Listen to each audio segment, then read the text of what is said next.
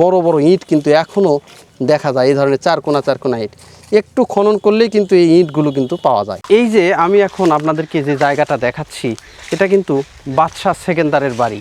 যে বাদশাহ সেকেন্দারকে আপনারা বিভিন্ন কিচ্ছা কাহিনী, গল্প, লোককথা, গান, কবিগান, পালাগান এগুলোতে কিন্তু শুনে থাকবেন। এটাই কিন্তু সেই বাদশাহ সেকেন্দারের যে আসল বাড়ি, সেই বাড়ি কিন্তু। আর এই যে দেখেন বাড়ির এখনও যে ইটগুলো, সেইগুলো কিন্তু এখনও জল জল করতেছে। এই ইটগুলো কিন্তু মাটির সঙ্গে এখনও ক্ষয়ে যায়নি, এখনও কালের সাক্ষী হয়ে এখনও কিন্তু জল জল করতেছে। এই যে আমি এখন যে উঁচু ঢিবির দিকে এগিয়ে যাচ্ছি, চারপাশে কিন্তু শুনশান নীরবতা, শুনশান নীরবতার পাখির ডাক ছাড়া কিন্তু এখানে আর কিছুই নাই।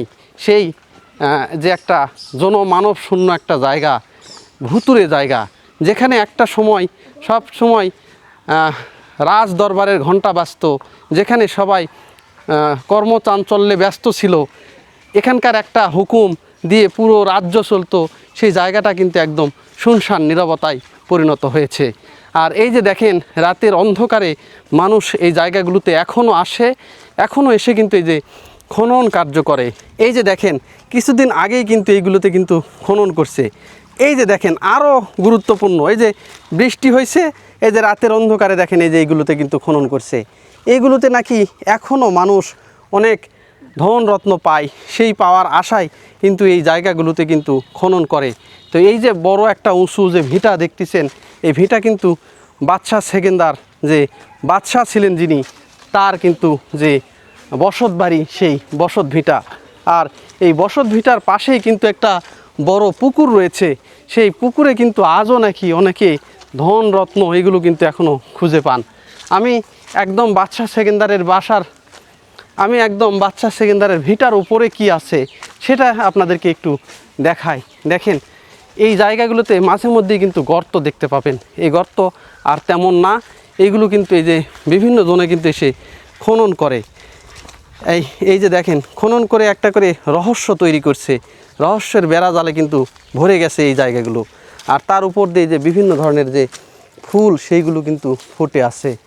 আর এই যে দেখেন এই পাশেও কিন্তু খনন করা। আমি একদম বাদশাহ সেকেন্দারের যে ভিটা ঢিবি, সেই ঢিবির উপরে কিন্তু চলে আসছি। এই যে দেখেন এখানে একটা গাছ দেখতে পাচ্ছি, ফুলের গাছ, কিন্তু কাঁটাওয়ালা ফুল গাছ।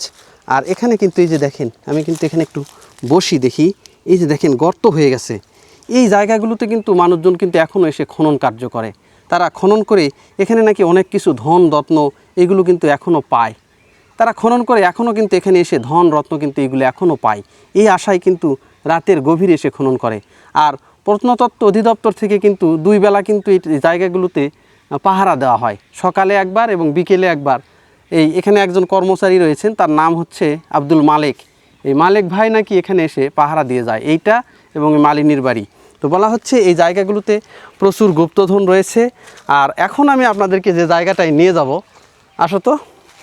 আর এখন আমি আপনাদেরকে যে জায়গাটায় নিয়ে যাব, এটা হচ্ছে একটা পুকুর। দেখেন এই যে আমরা কিন্তু বাদশাহ সেকেন্দার, যে আপনারা নাম শুনে থাকবেন, যে বাদশাহ সেকেন্দারকে আপনারা শুনবেন যে বিভিন্ন জায়গাগুলোতে যে পালাগান, কবিগান, বিভিন্ন গানে, কিচ্ছা কাহিনীতে এই বাদশাহ সেকেন্দারের আপনারা নাম শুনে থাকবেন।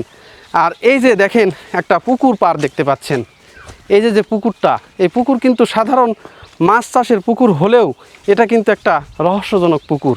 এখানে কিন্তু এখনও নাকি মানুষজন এই পুকুরটা শুকানোর পরে, এই আজ থেকে বেশি দিন না, 1 বছর আগেই নাকি পুকুর যখন শুকাইছিল তখন নাকি কয়েকটা মূর্তি এবং বেশ কিছু স্বর্ণের তৈজসপত্র বা জিনিস কিন্তু মানুষ এখানে পাইছিল। এই এলাকাবাসী যখন বেশি পাওয়া শুরু করছিল তখন কিন্তু এই যে মহাস্থান যে জাদুঘর রয়েছে, এই জাদুঘরের লোকজন এসে কে কী পাইছে, এলাকার লোকজন বিভিন্ন জনের কাছ থেকে শুনে তারা কিন্তু সেই জিনিসপাতিগুলো উদ্ধার করে। এখানে নাকি 2টা কোষ্ঠী পাথরের মূর্তিও পাওয়া গেছিল। সেই রকম একটা রহস্যজনক জায়গা। আর আমি যে জায়গা থেকে আসলাম, এটা হচ্ছে যে বাদশাহ যে সেকেন্দার, সেই বাদশাহ সেকেন্দারের বাসা। এখনও দেখেন এখানে এই যে একটু খনন করলেই, বেশি দূর যাওয়া লাগবে না, এই যে দেখেন এখানে কিন্তু এই যে বড় বড় যে ইট, এই যে এখানে কিন্তু বড় বড় ইট পাওয়া যায়। এই যে দেখেন এখানে কিন্তু এই যে বড় বড় ইট কিন্তু এখনও দেখা যায়, এই ধরনের চারকোনা ইট।